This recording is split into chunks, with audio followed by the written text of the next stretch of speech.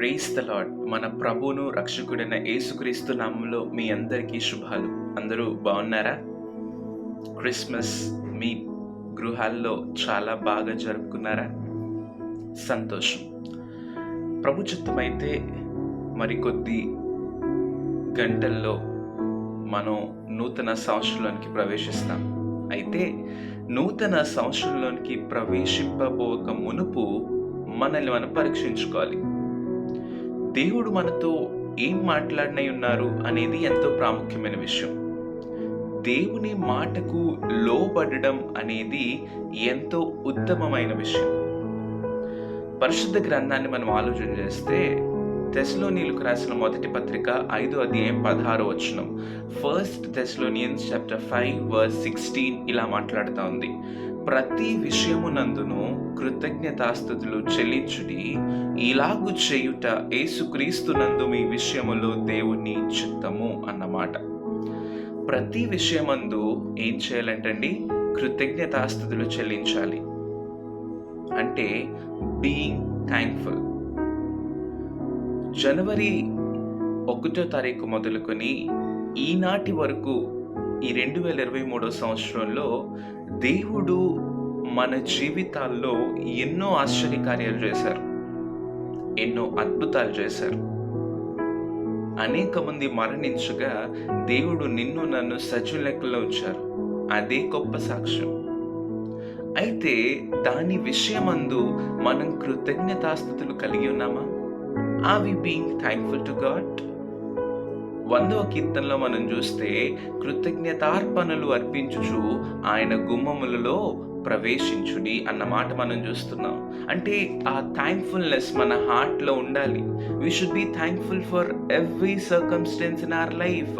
దేవుడు మన జీవితంలో చేసిన ప్రతి చిన్న కార్యమైన పెద్ద కార్యమైన మనం ఎప్పుడైతే కృతజ్ఞత గలవారమై ఉంటామో దేవుడు మన జీవితంలో అద్భుతాలు చేస్తారు. ఈరోజు మీ జీవితంలో అనేకమైన అద్భుతాలు మీరు రుచి చూసి ఉన్నారు కదా. మరి ఏ విషయంలో నిజంగా దేవునికి కృతజ్ఞతాస్తుతులు కలిగి ఉన్నారు? మనిషి ప్రతిసారి చేయలేని వాటి కోసం బాధపడతాడే తప్ప నా జీవితంలో ఇది ఉంది అని సంతోషపడే మనస్తత్వాలు ఈరోజు తక్కువైపోయాయి. దేవుడు మనతోనే మాట్లాడుతూ ఉన్నాడండి. మన జీవితంలో ఈనాటి వరకు ఎన్నో ఎన్నో ఎన్నో అద్భుతాలు దేవుడు చేశారు కాదంటారా? ఒక్కసారి గనుక మన జీవితాన్ని వెనక్కి తిరిగి చూస్తే మన పరిస్థితి ఎలా ఉండేది? మన స్థితిగతులు ఎలా ఉండేవి? మన కుటుంబం ఎలా ఉండేది? శాంతి సమాధానం లేని దినాల్లో మనం ఎలా బ్రతికాం? అయితే ఈరోజు దేవుడు తన కృపను బట్టి కష్టాలు వస్తున్నా, సమస్యలు వస్తున్నా, శోధనలు వస్తున్నా బ్రతికించి మనలను తన సాక్షులుగా నిల్చోబెట్టుకోవడానికి కారణం ఏంటండి? కేవలం నిన్ను నన్ను ప్రేమిస్తున్నాడు కనుకనే. మనం ఆయన ప్రేమకు పాత్రులమై ఉన్నాము కనుకనే ఆయన ఇంకను మనల్ని సహిస్తా ఉన్నాడు. ఎన్ని పాపాలు చేసినా, ఎన్ని అతిక్రమాలు చేసినా, ఎన్నిసార్లు దేవుణ్ణి గాయపరిచినా ఆయన ఇంకా ప్రేమించడానికి కారణం he has a hope that you will change one day. ప్రేమైన సహోదరి సహోదరుడా, ఈ మాటలు ఎక్కడి నుంచి వింటున్నప్పటికీ దేవుడు నీతోనే మాట్లాడుతూ ఉన్నాడు. కృతజ్ఞత కలిగినటువంటి హృదయం నీకుందా?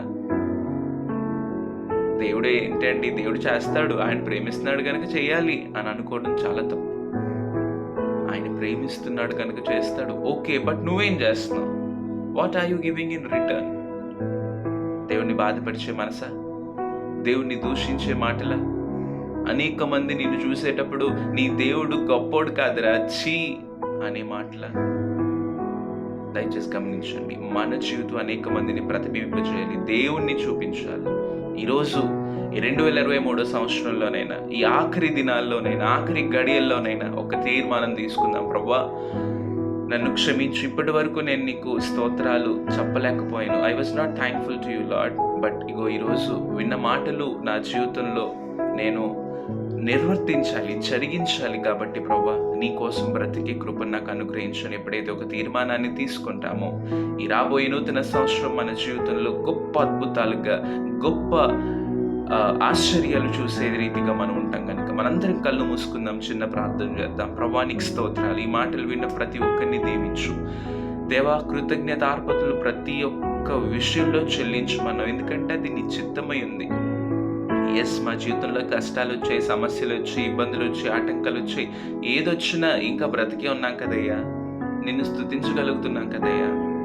ఆ కృతజ్ఞత కలిగినటువంటి హృదయం ప్రతి ఒక్కరికి దయచేయమని యేసు నామములో అడుగుచున్నాం తండ్రి. ఆమేన్. Praise the lord.